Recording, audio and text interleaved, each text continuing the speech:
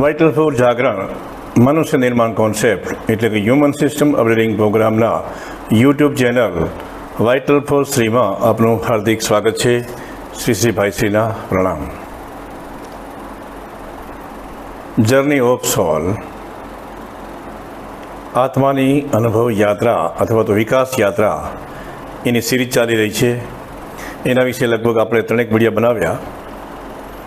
આજે આ 4થો વિડીયો છે. દર્શકોને એક ક્ષમા પ્રાર્થીએ છીએ કે 3જા વિડીયાની અંદર જરાક ઓડિયોની અંદર એક વેરિએશન આવી ગયેલું હતું. આ વખતે એ દૂર કરવામાં આવ્યો છે. તો કદાચ સાંભળવામાં આપણે તકલીફ પડી હોય તો અને વિક્ષેપ પડ્યો હોય તો ક્ષમા પ્રાર્થીએ છીએ. 3જા વિડીયાની અંદર આપણે યંગ સોલની 3 કેટેગરીઓ જોઈ અને ચોથી જે સ્ટેજ છે ક્રિએટિવિટીની અંદર કેમ પહોંચવું એના માટે અમુક ચીજો આપણે વાત કરી. હવે આગળ વધશું. આપણે હજી ચોથી જે સ્ટેજ છે ક્રિએટિવિટી. જ્યારે યંગ સોલની કેટેગરી A, B અને C ને તમે જો ફિલફૂલ કરેલી હોય, શિશુ આત્માની પણ બધી ચળોને પૂરી કરેલી હોય, ટીનેજની પણ બધી કામનાઓને પૂર્તિ કરેલી હોય અને મેનેજ કરેલું હોય, તો તમે એક ક્રિએટિવ આત્મા તરીકે જાહેર થઈ શકો. ક્રિએટિવિટી એટલે એક મૌલિકતા, તમારી યુનિકનેસ, તમારી અંદર જે એક યુનિકનેસ છે એ યુનિકનેસને પ્રગટ કરવી પડે. જેવી રીતે રામ હતા તો એની એક યુનિકનેસ હતી, કૃષ્ણની પણ અલગ હતી, બુદ્ધની અલગ હતી, મહાવીરની અલગ હતી. આઇન્સ્ટાઈન, વિવેકાનંદ, ગાંધીજી, બીજા એવા ઘણા બધા મહાનુભાવ હતા કે જે જગતમાં કાંક કરી ગયા. Tata Birla, Bill Gates, Isaac Newton, Einstein, દરેક મહાન માણસો થઈ ગયા. એની એક યુનિકનેસ હતી. તો તમારી અંદર પણ એક કોઈ મોટી યુનિકનેસ હોય, એ યુનિકનેસને પ્રગટ કરવાની. હા, એની સાથે થોડીક તાલમેલ બીજા સાથે બેસતો હોય, પણ એમ અમુક ટકા એની યુનિકનેસ આવતી હોય. જ્યારે આવી એક યુનિકનેસ પ્રગટ થાય અને તમે યાત્રાને આરંભો, એની તમારી એક આંતરિક મોજ હોય. અને આ યુનિકનેસની અંદર મુખ્ય ગુણધર્મ છે કે તમને એ યુનિકનેસમાં બહુ મજા આવે છે. તમે જે કરો છો એમાં તમને મજા આવે છે, એનાથી જગતને પણ કાંઈક લાભ છે. જગતને એમાં ઘણો બધો લાભ થતો હશે. તમે કશુંક એવું મૂકી જાઓ છો કે જે જગતને એ વારસામાં મળે અને એમાંથી જગત નવું કાંઈક શીખે. તમારો એક અનુભવ હતો અને જગત એમાંથી શીખશે. તમે એ ક્રિએટિવિટીમાંથી એક આગળના આયામમાંથી પહોંચશો, જગત પણ એ સાથે શીખશે. તો જે ક્રિએટિવિટીનો જે આયામ છે, જે કેટેગરી ચોથી છે, એની અંદર સ્થિર રહેવું અને એમાંથી આગળ વધવું, એ તમે તો જ કરી શકો કે જો છઠ્ઠી જે આયામ છે, છઠ્ઠો આયામ જે સ્થિરતાનો છે, એની સહાય તમને મળવી જોઈએ. તો જ તમે પાછા યુનિકનેસ તમને કામ આવે, અથવા તો તમારી ત્યાં આ યાત્રા અટવાઈ જાય. અને એ યુનિકનેસમાંથી તમે એક જ્ઞાનની અવસ્થામાં પહોંચી જાઓ.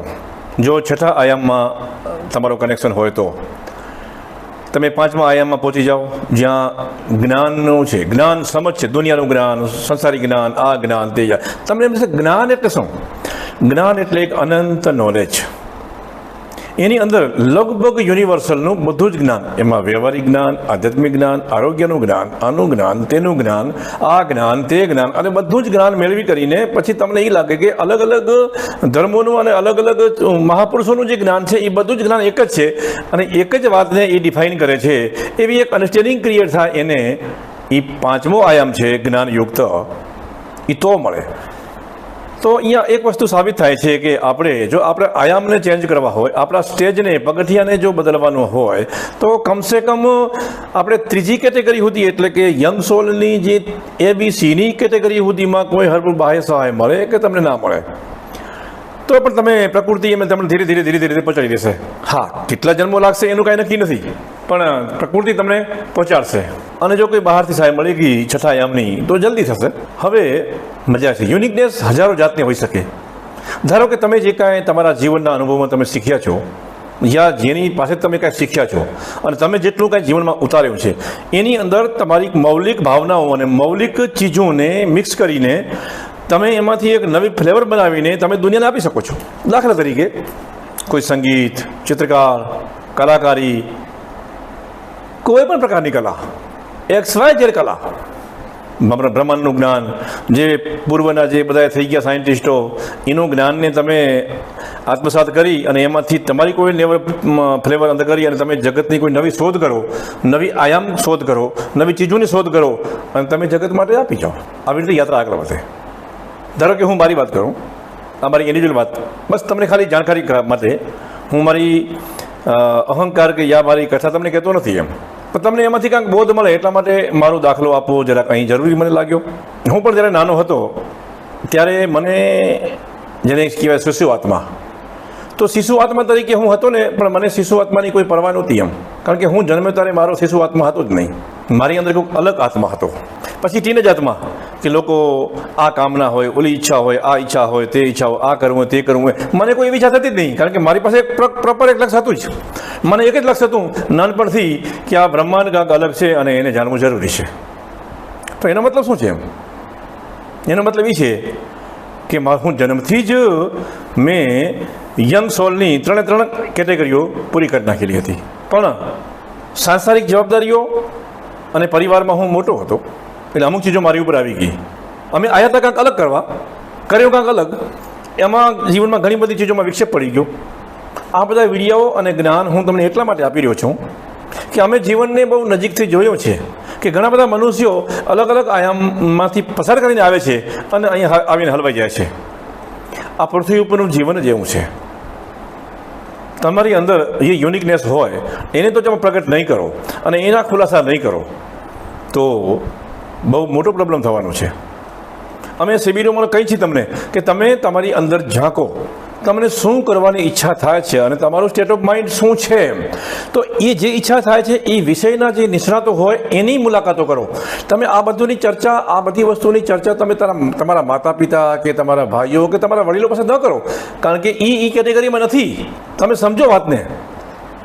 તમારી અંદરનું જે સ્ટેટ ઓફ માઇન્ડ ક્રિએટ થયું છે એને અનુરૂપ કોઈ મહાપુરુષો હોય એનો સંગ કરો અને ત્યાંથી નોલેજ, ઓથોરાઇઝ નોલેજ મેળવો તો તમને કઈ દિશા મળશે એમ. તો મેં ઘણા બધા લોકોને ભટકતા જોયા છે. હમણાં એક અમારે સેમિનારમાં એક આણંદથી એક વિદ્યાર્થી આવ્યો હતો, હું નામ તો ન આપી શકું, પણ એ ખોજી જીવડો છે. એ લગભગ 5મા આયામને માં સીધો ઉતરવા માટે એ પૃથ્વી પર આવ્યો છે. પણ એ ટીનેજ આયામ, યંગ સોલને આયામ યા ઘણું બધું એવું એમાં હલવાયેલો છે. એ સમજે છે, પણ એનો પરિવાર શું એને એમાંથી નીકળવા દેશે? એની આગલા આયામમાં જવાની પરમિશન આપશે? કારણ કે પૃથ્વી ઉપર એક ટ્રેજડી છે કે જો તમે કોઈની ત્યાં જન્મ લીધો તો જન્મ જે આપનાર માતા પિતા છે એ તમારી ઉપર હક જમાવશે. કારણ તમે એને ઘરે જન્મ લઈને તમે કોઈ ગુનો કર્યો છે, તમારી અંદર ગુલામ બનાવશે તમને. અને આ પૃથ્વી ઉપરના જીવનની એક મોટી ટ્રેજેડી છે. ઘણા બધા લોકોની સાથે આવું બને છે અને મારી સાથે પણ આવું બન્યું છે. એટલે હું એક બે ધડક કહી શકું છું કે હું જરૂરી છે. તો આ વિડીયો જોનાર ઘણા બધા માતા પિતા હશે, એના બાળકોની અંદર આવું કાંઈ તમને લાગતું હોય તો તમે એને યોગ્ય માર્ગદર્શન અપાવી યા આપવાની પ્રયત્ન કરજો યા એની વ્યવસ્થા કરજો, પણ તમે એના જીવનમાં કોઈ ખલેલ ઉત્પન્ન કરશો નહીં. જો હું મારી વાત કરું તો જો હું જે બનવા માટે આવ્યો હતો એ તરફની યાત્રા હું કરતો જ તો, પણ મારા પરિવાર તરફથી એની ઉપર ઘણા બધા પ્રતિબંધો લગાવવામાં આવી ગયા. અને પછી જે રૂટિનમાં હું લાગ્યો અને મારા જીવનમાં ટ્રેજેડી સર્જાણી અને ટ્રેજેડીમાંથી બહાર નીકળતા મને 20 વર્ષ લાગી ગયા. તો મને જેને રોક્યો હતો એને શું પ્રાપ્ત કર્યું? મેં જે 20 વર્ષ ગુમાયા એની કિંમત મને કોણ ચૂકવશે? સવાલ છે. પણ જીવન એક જુગાર છે. અહીંયા હાર પણ છે અને જીત પણ છે. પણ છતાં પણ હું એમાંથી નીકળી અને મેં મારો આયામ ચેન્જ કરી નાખ્યો અને એની યાત્રા શરૂ કરી દીધી. તો મારા જીવનના જે 20 વર્ષ જે બાદલ ગયા એનો અર્થ એટલો જ થાય, મને એનો કોઈ વાંધો નથી, પણ જગતમાં જે કંઈ મારે આપવાનું હતું એમાં હું 20 વર્ષ મોડો પડ્યો છું. એમ કે મારે જગતને જે આપવું હતું એની અંદર હું 20 વર્ષ મોડો પડ્યો. આ એક તમારી જાણકારી માટે છે. એટલા માટે કહી છીએ કે ઘણા બધા લોકો અમે હમણાં જે છેલ્લા 1.5 મહિનાથી જે યાત્રાઓ કરી છે એમાં ઘણા બધા માણસો જોયા. એક 10-12 વર્ષની બાળકી હતી, એને ખાવાનું ભાવતું નહોતું. એના માતા પિતા ટોર્ચર કરતા હતા કે આને ખાતી કેમ નથી એમ. અમારી મુલાકાત થઈ અને કીધું કે તમે એ જ્યાં સુધી એ ખાવાનું ન માગે ત્યાં સુધી તમે એનું ખાવાનું ન આપશો, કારણ કે એ કોઈ અલગ આયામની હતી. તો દર્શક મિત્રો, તમારા ઘરમાં પણ કોઈ આવું છે? ચિંતન કરજો. તમે પણ એવા કોઈ છો? આ માયાનું ચક્ર છે. આમાં સ્વયંના બળથી સ્વયં નિર્ણય કરીને બહાર નીકળવાનું છે. તમને મદદ કરવાવાળા મળશે, હજારો મળશે, પણ તમારે મદદ માટે યાદ રાખવું પડશે કે તમે જેની મદદ લઈ રહ્યા છો એ કયા આયામમાં છે, યા એ એના માટે ઓથોરાઇઝ છે. તમારા માટે આ જાણવું જરૂરી છે અને થોડી ઘણી રિસ્ક પણ લેવું પડશે. હમણાં બીજું કહી દઉં તમને, હું નામ તો નહીં લઉં. હમણાં એક સુરતમાં એક વ્યક્તિ, એક લેડીઝ છે, એને અમુક ચક્રો ખુલી ગયા અને એ એવું દાવો કરે છે કે મારા ચક્રો ખુલી ગયા છે અને મારે આને ઠેકાણે કરવા છે. તો એક બીજી એક વ્યક્તિને જે અમારા ગ્રુપમાં જોડાયેલા છે, અમારી સાથે જોડાયેલા છે વ્હાઇટ લાઇફ ફોર જાગરણ સાથે, એમને ફોનથી કોન્ટેક્ટ કરી અને પોતાની ફરિયાદ રજૂ કરી અને મદદ માટે પોકાર કર્યો. અને પછી મદદ માટે પોકાર કરીને પછી એક કન્ડિશન મૂકે છે કે અમે કોઈ ચીજ સાથે જોડાવા માગતા નથી, પણ મારી સમસ્યાનું સમાધાન કરો. બોલો લેવાય, આનું શું કહેવું? એટલે જ બેન, વ્યક્તિ ટીનેજ કેટેગરીમાં છે. કારણ કે ટીનેજ કેટેગરીની અંદર એક ભય હોય કે મારો કોઈ યુઝ કરી લેશે, યા હું વપરાઈ જઈશ, યા હું છેતરાઈ જઈશ, યા મારો મિસયુઝ કરવામાં આવશે. તો બસ એક જ વસ્તુ છે, એને એના હાલમાં છોડી દો. એટલું રિસ્ક લેવા પણ જો એ તૈયાર નથી તો બીજા અન્ય કોઈ કાંઈ કરી શકે એમ નથી. એક બેન હતા, એને બહુ બધી ઈચ્છા હતી કે મને આગળ વધવું છે, મને આમ કરવું છે ને તેમ કરવું છે. મેં એમને કીધું તમે શાંત રહ્યો, તમારી સ્પીડ ધીમી કરો, નહીંતર પ્રોબ્લેમ થવાનો છે. નહીં, ગમે એમ થાય, મારે આમ કાંઈ કરવું જ છે. એટલી ઇન્ટેન્સિટી હાઈ થઈ ગઈ અને શક્તિની જાગરણ થયો અને કાબુ બહાર ગયો. એના માટે અમે દોષિત થયા. દુનિયા ક્યાં કરી છે? તમે જ્યારે કોઈ ચીજને ફોલો કરો છો, જે આયામની તમને ખબર નથી, જે વિષયની તમને ખબર નથી, એની અંદર તમે તમારી મનમાની કરો, એ ના ચાલે. અમને દુઃખ થાય કે મનુષ્ય કેટલો બેફામ બને છે ક્યારેક. હવે એ વ્યક્તિની અંદર આવું રિએક્શન શા માટે આવ્યો કે મને કાંઈક કરવું છે એમ? કારણ કે એનો જે ટીનેજ આત્મા, ઉંમર હતી 45 વર્ષની, પણ એનો ટીનેજ આત્મા કાંઈ કરી નતો શક્યો.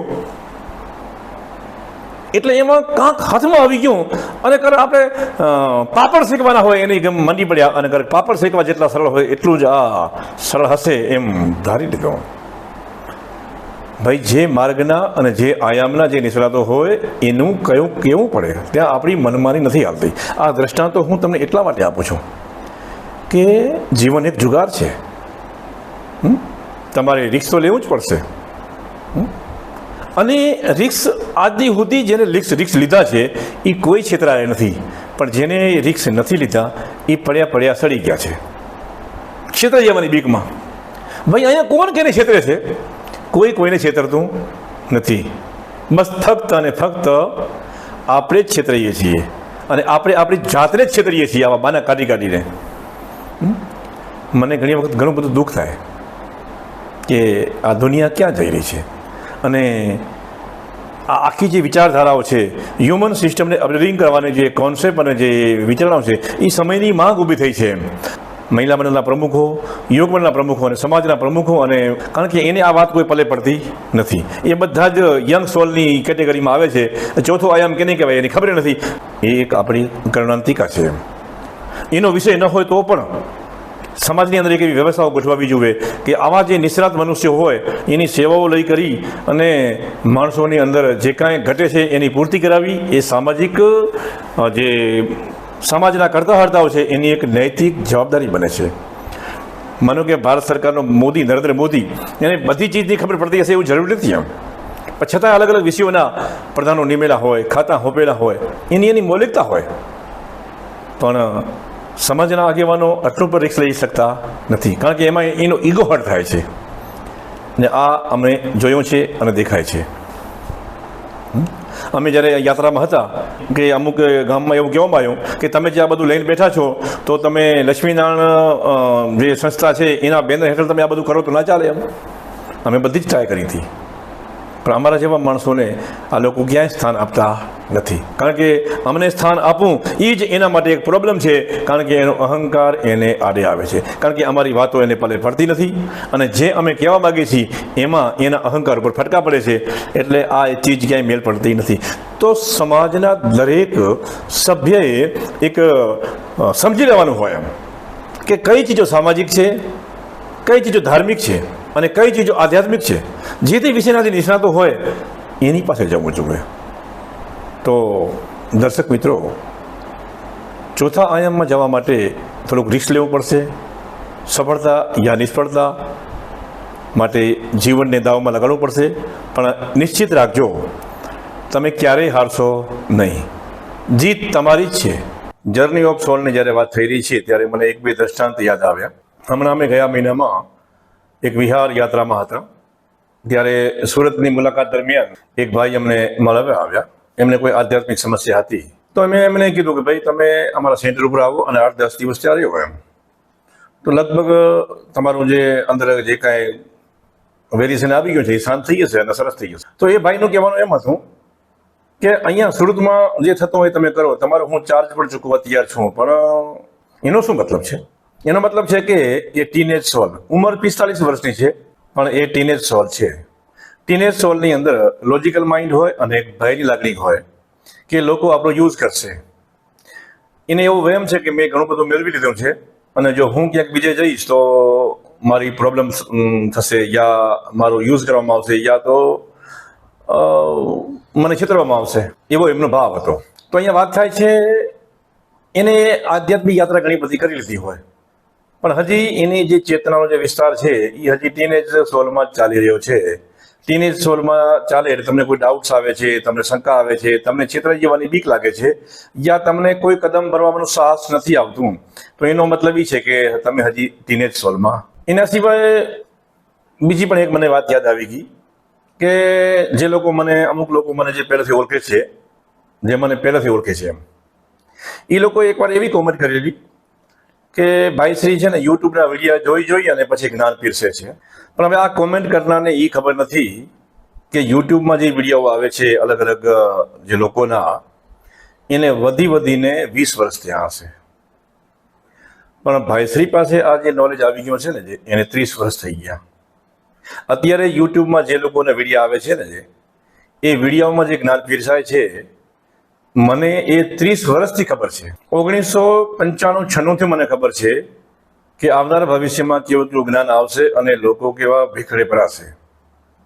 તો અહીંયા વાત છે, આપણે કોઈની આલોચના નથી કરતા, એમનો ઈગો હર્ટ થાય છે. એવા ઘણા બધા માણસોનો ઈગો હર્ટ થાય છે કે જે લોકો મને જાણતા હતા એ લોકો મને આ રૂપમાં જોઈ નથી શકતા, કારણ કે એમનો અહંકાર ચોટ પામે છે.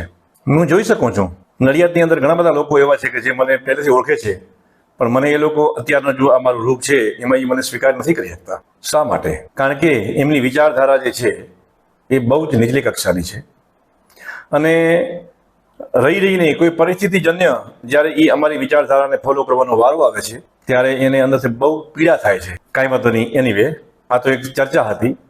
મારું કહેવાનો મતલબ એટલો જ છે કે દર્શક મિત્રો, તમે આપણે અગાઉના વિડીયો કીધું હતું એમ, તમે મારું આગળનું યા મારું પાછળનું કાંઈ જોશો નહીં, બસ સાહસ કરો અને કૂદી પડો.